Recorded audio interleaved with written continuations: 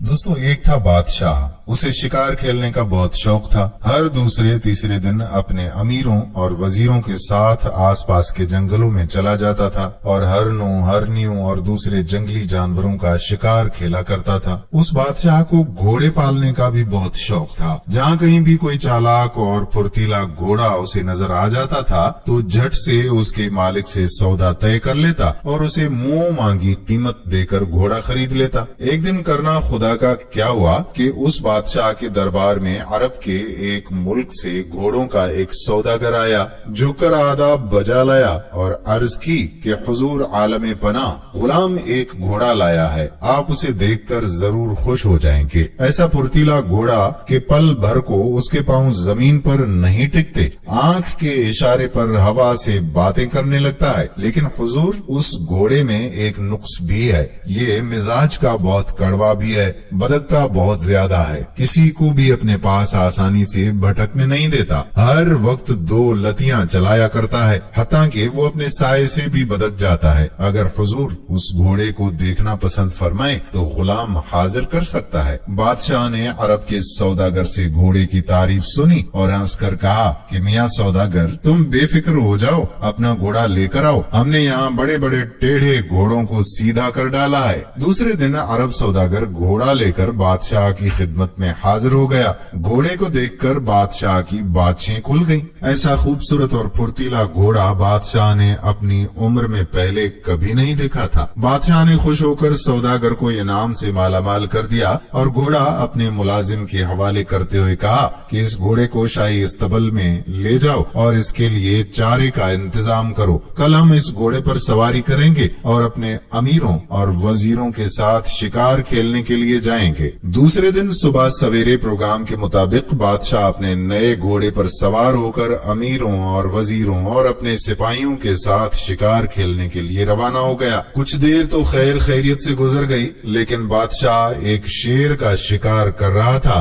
तो एकदम शेर बादशाह की तरफ झुकता। शेर के झुपटने से बादशाह का अरबी घोड़ा अचानक भड़क उठा और बादशाह को जमीन पर पटक कर सर पट एक तरफ को भाग खड़ा हुआ। जब बादशाह के सिपाही उसकी मदद को पहुंचे, शेर ने बादशाह पर हमला कर दिया था और अपने तेज दांतों से उसकी बाईं टांग बुरी तरह से चबा डाली। बादशाह के साथी उसे उठाकर महल में लाए और फौरन शाही हकीमों और वेदों को बुलाया गया। हकीमों और वेदों ने इलाज शुरू कर दिया। उन्होंने अपनी तरफ से कोई कोशिश उठा ना रखी, लेकिन बादशाह की टांग शेर ने बुरी तरह से कुचल डाली थी कि वो अच्छी ना हो पाई और आखिर सब हकीमों और वेदों ने यही फैसला किया कि बादशाह की जान इसी सूरत में बच सकती है कि उसकी टांग काट दी जाए। चुनाचे हकीमों और वेदों ने एक ऑपरेशन करके बादशाह सलामत की टांग काट डाली। थोड़े ही दिनों के अंदर टांग का जख्म भर गया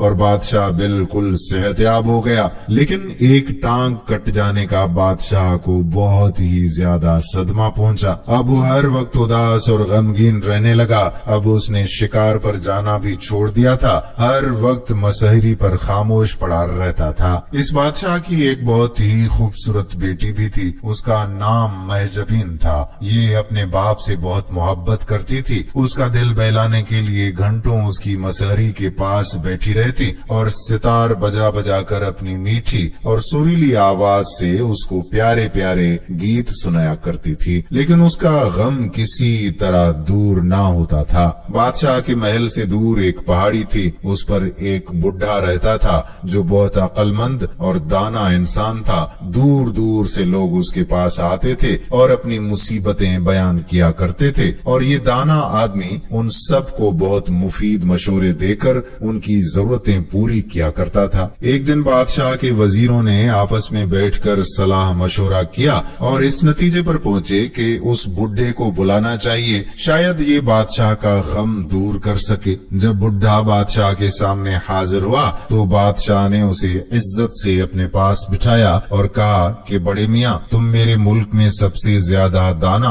اور عقل مند آدمی ہو، اگر تم کسی طرح میرا غم دور کر دو تو میں تم کو اپنی آدھی سلطنت دے دوں گا اور اپنی بیٹی کی شادی بھی تم سے کر دوں گا۔ بڈھے نے مسکرا کر بادشاہ سے کہا کہ حضور، میں پہاڑی پر ایک چھوٹی سی کٹیا میں رہتا ہوں، تخت و تاج لے کر کیا کروں گا؟ میری عمر اس وقت تقریباً 80 برس کے قریب ہو چکی ہے اور شہزادی ابھی جوان ہے، بھلا بڈھے اور نوجوان کا بھی ساتھ ہوا۔ آپ ایسا کیجئے کہ اپنے ملک میں ڈنڈورا پٹوا دیجئے کہ جو کوئی بادشاہ سلامت کے لیے نئی ٹانگ لائے گا اسے آدھی سلطنت انعام کے طور پر دے دیں گے اور اس کے ساتھ ہی اپنی بیٹی کی شادی بھی کر دیں گے۔ کیا معلوم کہ کوئی ایسا عقل مند اور بہادر نوجوان مل جائے جو حضور کی خواہش پوری کر دے۔ یہ سن کر بادشاہ خوشی سے اچھل پڑا اور بولا کہ بہت خوب، مجھے تمہاری یہ رائے بہت پسند آئی ہے، میں ابھی اس کا انتظام کر دیتا ہوں۔ دوسرے دن بادشاہ کے حکم کے مطابق سارے شہر میں ڈنڈورا پٹوا دیا گیا کہ جو کوئی ہمارے لیے ایک نئی ٹانگ لے کر آئے گا،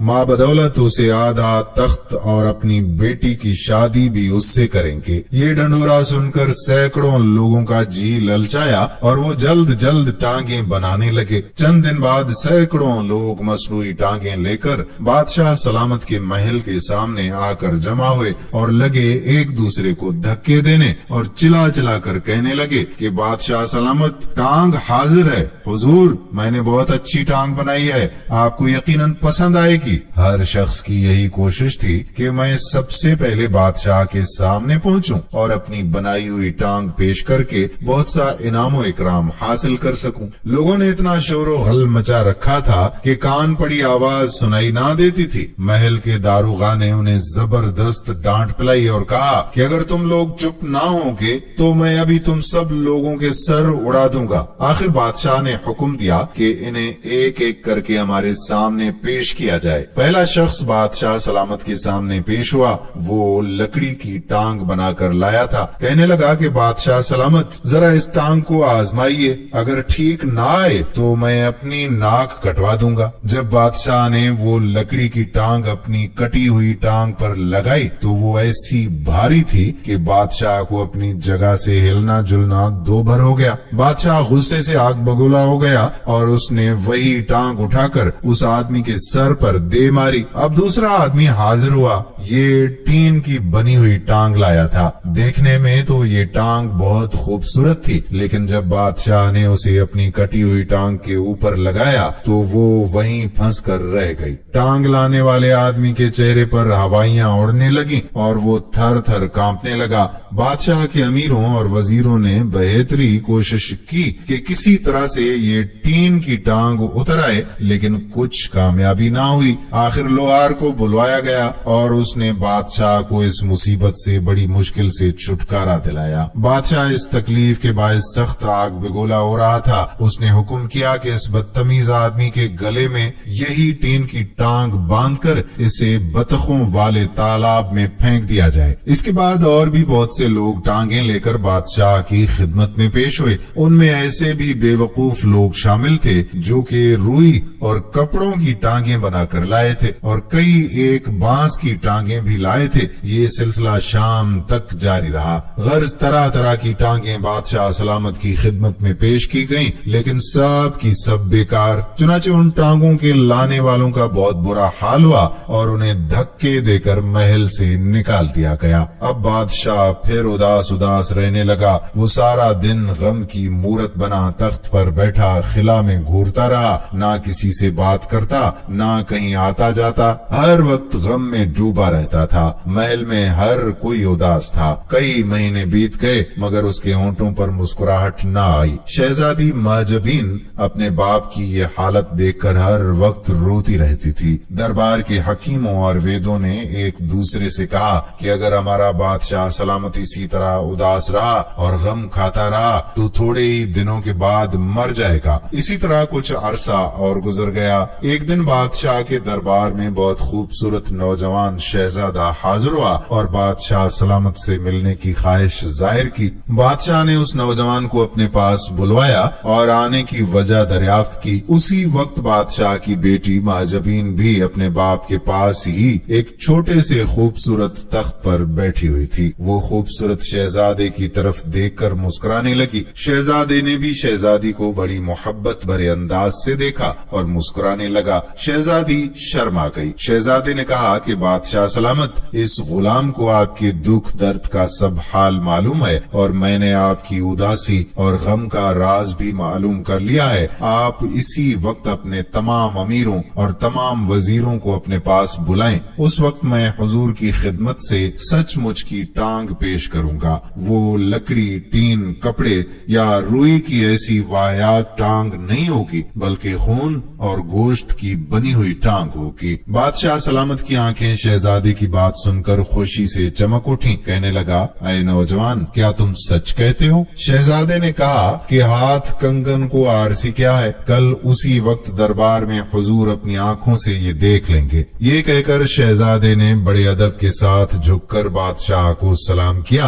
और तेजी से दरबार से बाहर चला गया। दूसरे दिन बादशाह ने अपने सब अमीरों और तमाम वजीरों को दरबार में इकट्ठा कर लिया। बादशाह की बेटी माजबीन कल की तरह आज भी उसके पास एक छोटे से तख्त पर बरजमान थी। सब लोग बहुत बेसब्री से उस शहजादे का इंतजार करने लगे। थोड़ी ही देर के बाद नौजवान शहजादा दरबार में दाखिल हुआ। उसके हाथ में एक लंबा सा लकड़ी का बक्सा था। वो बादशाह के तख्त के पास घुटनों के बल बैठ गया और कहने लगा कि लीजिए बादशाह सलामत, यही वो खून और गोश्त की बनी हुई टांग है जिसका कल मैंने आपसे वादा किया था। ये कहकर उसने लकड़ी का वो बॉक्स खोला और एक हरन की टांग निकालकर बादशाह के सामने पेश कर दी। तमाम दरबार पर सन्नाटा छा गया। अमीरों और वजीरों के चेहरे पर हवाइयां उड़ने लगी। बादशाह का चेहरा गुस्से से सुर्ख हो गया। उसने शहजादे की तरफ कहर भरी नजरों से देखा और फिर अचानक एकदम उसका सारा गुस्सा उतर गया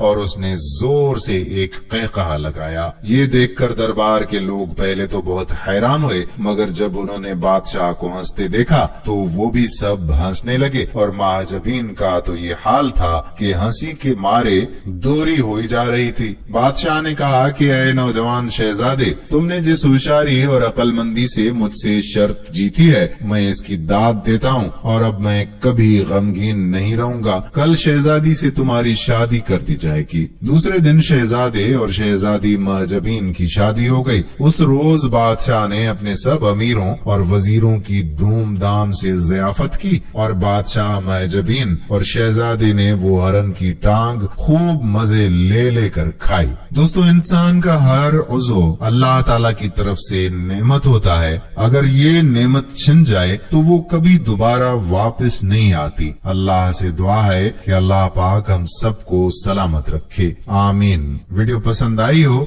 तो शेयर जरूर कीजिए। क्या आपने ये कहानी बचपन में अपने दादा दादी, नाना नानी या किसी भी बुजुर्ग से सुनी थी? तो कमेंट सेक्शन में जरूर बताइएगा। अब आने वाली वीडियो तक अपने मेजबान कादिर बख्श कल्होड़ो को इजाजत दीजिए। अल्लाह हाफिज।